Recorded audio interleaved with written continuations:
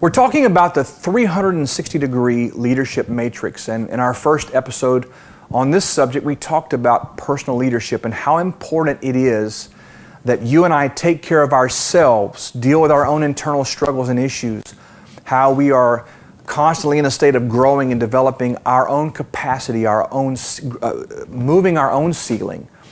Because as we grow, it increases our capacity and our leadership potential with other people in our world. In this episode, I want to talk about the family. It really was the first thing God created besides the individual. He said, look, I need to make this entity called family. It's husband, it's wife, it's offspring, it's children. And we live in a season of time where there are a lot of broken homes, a lot of divorced families, a lot of absentee fathers, a lot of abusive and dysfunctional situations going on. And it's so unfortunate.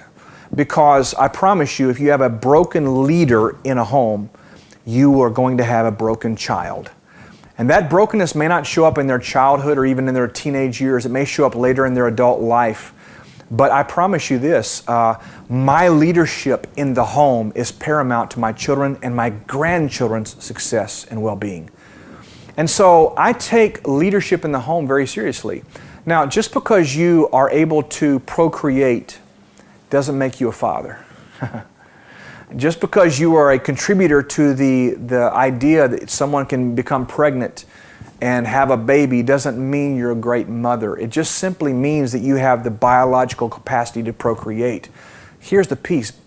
The title dad doesn't make you a good father. The title mom doesn't make you a great mom. This is why I go back to personal leadership. A family is only as strong as the individuals that make up the family. It's why it's so important that mom and dad are always working on themselves, their own personal development, their own personal growth, their personal leadership, because the quality and the health and the wholeness that they're experiencing in their own lives comes together in this beautiful thing called a marriage and a union. And then the health and the vitality and the strength and the blessing and the beauty of what that is then bleeds over into those precious children, and they get to see what a real marriage looks like, what a real relationship looks like. They get to benefit from love and care and encouragement and honor and dignity and all the things that a family should have as a part of its matrix. I want to tell you something. Family leadership is so important.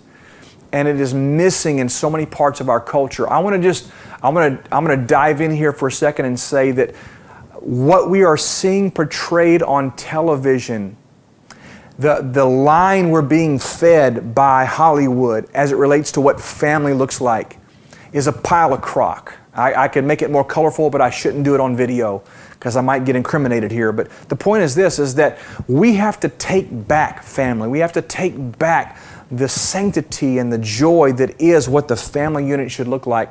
And it begins, sir, it begins, ma'am, with leadership in the home.